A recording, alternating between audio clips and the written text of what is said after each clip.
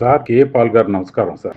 Sir బాగున్నారా sir? Sir మన డబ్బా మనం కొట్టుకుంటే గొప్ప కాదు సార్. మన డబ్బా ఎదుటోళ్ళు కొట్టాలి. మనం గొప్పతనం ఎదుటోళ్ళు చెప్పాలి. మీకోసం నాకు చాలా కాలం క్రితం నుంచి తెలుసు సార్. బాలయోగి గారితో మీరు హెలికాప్టర్ లో వెళ్ళడం దగ్గర నుంచి నాకు తెలుసు సార్. మీ మీటింగ్లకు లక్షల్లో జనం రావడం కూడా నాకు తెలుసు సార్. కానీ అటువంటి వ్యక్తి మీరు ఈ రోజు ఇలా దిగజారి స్థితికి వచ్చేయడం మాత్రం నేను జీర్ణించుకోలేకపోతున్నాను. ఎందుకంటే మిమ్మల్ని ఒక మత పెద్దగా కాదు, ఒక మంచి మనిషిగా నేను అభిమానించేవాడిని. ఎందుకంటే మీ వల్ల ఎంతో కొంత పేదలకి న్యాయం జరుగుతుంది, చాలా బాగా చేస్తున్నారని ఆనందపడేవాడిని సార్. అయితే దురదృష్టవశాత్తు క్రమక్రమంగా మీ పద్ధతిలో చాలా మార్పు వచ్చింది సార్. మీ మతం కోసం మీరు ప్రాకులాడడంలో తప్పులేదు సార్, కానీ ఎదుటి మతాలని పెద్దగా మీరు గౌరవించలేరు సార్. ఎందుకంటే అది కనబడుతూనే ఉంది. ఎదుటి మతం అంటే మీకు గౌరవం లేదు సార్. మీ పూర్వీకులు ఎవరు సార్? మీ పూర్వీకులు ఎవరైనా బ్రిటిష్ నుంచి వచ్చిన వాళ్ళే సార్? కాదు కదా, మన ఆంధ్ర వాళ్లే కదా. ఆంధ్రాలో పుట్టారు, విశాఖపట్నంలో పుట్టారు, తగరపల్లిలో పెరిగిన వాళ్ళే కదా సార్. మరి అటువంటి మీరు గతంలో ఎన్ని విమర్శలు చేశారు సార్ హిందూ మతంని? ప్రత్యేకంగా మీ గురించి చెప్పాలంటే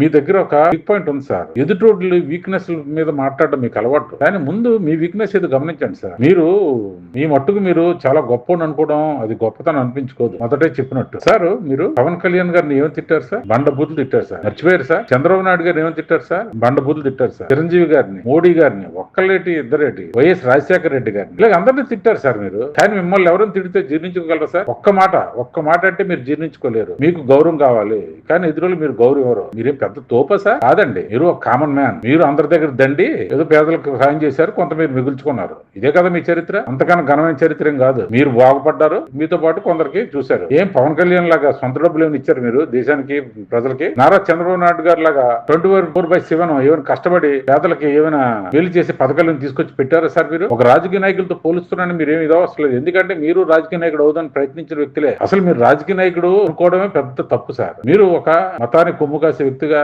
లేదంటే పేదల సేవ చేసే వ్యక్తిగా ఉన్నంత కాలం మీ గౌరవం నిలబడ్డారు సార్. మీరు ఎప్పుడైతే రాజకీయ నాయకుడు అవతారం ఇద్దాం అనుకున్నారో మీ పరువు పోయింది, మీ మాట తీరు మారింది, మీకు సంఘంలోని ప్రజల్లో ఉన్న విలువ తగ్గిపోయింది. గమనించండి.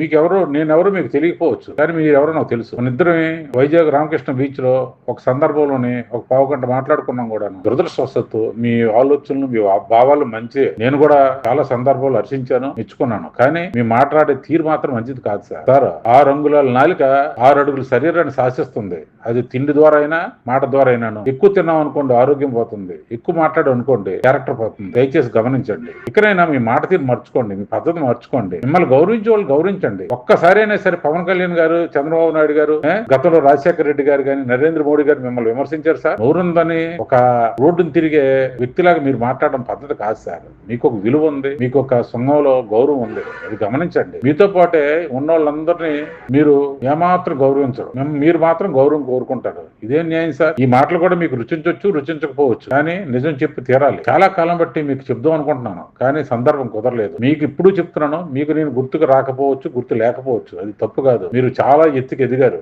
కానీ మీరు మనిషిగా ఓడిపోతున్నారు సార్. మనిషిగా గెలవండి. ఆటోమేటిక్ గా మిమ్మల్ని ఆ దేవుడు గెలిపిస్తాడు, మనుషులు గెలిపిస్తాడు. మతం అన్నది ఏది చెడ్డ కాదు సార్. ప్రతి మతంలో కూడా చెడ్డోళ్ళు ఉన్నారు, మంచోళ్ళు ఉన్నారు. అదృష్టవశాత్తు మీరు హిందూ మతంలో పుట్టిన, దురదృష్టవశాత్తు మీరు మాట్లాడే తీరు హిందూ మతం కోసం బాగలేదు సార్. మీ తాతలు అందరూ కూడా హిందూ మతంలో పుట్టినోళ్లే. మీరు మీ తండ్రి దగ్గర నుంచో మతాలు మారారు. అంతకు ముందు మీరేమి ఆకాశం నుంచి ఊడిపడలేదు, ఏ అమెరికా నుంచో బ్రిటన్ నుంచి ఇంపోర్ట్ అవ్వలేదు. దయచేసి గుర్తెరిగి మాట్లాడండి. మనం ఎవరమే, మన హారిజన్ ఏంటి, మనం ఎలా ఉండాలి, చాలా బాగుండరు సార్. మీరు ఇప్పుడు కూడా ఆ మీటింగుల్లోని మీరు ఇచ్చే స్పీచ్ గానీ, పెద్ద పెద్ద నాయకులు మీరు కలిసినప్పుడు మీ పలికే హావభావాలు ఎంత తేడా వచ్చింది సార్ మీలోనే. మీకు గుర్తుంది, చాలా చాలా గొప్ప పనులు చేశారు. మీరు చాలా మంది పేదలను ఆదుకున్నారు. ప్రపంచంలోని అందరూ ప్రెసిడెంట్లని, ప్రైమ్ మినిస్టర్లు అందరినీ కలిశారు. ఒకప్పుడు మీ కోసం పడిగాపులకు కాసిన ఎన్నో ఉదంతాలు మేము చూసాం కల్లారా. కానీ దురదృష్టవశాత్తు మీరు మీ మాట తీరు వల్ల అన్ని కోల్పోతున్నారు. లేదు సార్, మీరుగానే ఉండాలి. మీరు మళ్ళీ పాత స్థితికి రావాలి, నలుగురికి ఆదర్శంగా ఉండాలి. దయచేసి మాట తీరు మార్చుకోండి, నలుగురికి ఆదర్శంగా ఉండండి సార్. మీరు అలాగుంటేనే మాకు ఇష్టం, అర్థం చేసుకుంటారని కోరుకుంటున్నాను. దయచేసి నా విషయం, నేను మాట్లాడిన విషయం మీకు బాధ అనిపిస్తే అర్థం చేసుకోవడం ప్రయత్నించండి, లేదు నిజమే చెప్పాడు అనిపిస్తే ఆశీర్వదించండి. ఇంతకన్నా మీ నుంచి నేను ఏం కోరుకోవట్లేదు. మిత్రులారా, నా విశ్లేషణ మీకు నచ్చినట్టయితే లైక్ చేయండి, షేర్ చేయండి, కామెంట్ చేయండి, సబ్స్క్రైబ్ చేయండి. మీ జనార్దన్, మై మీడియా.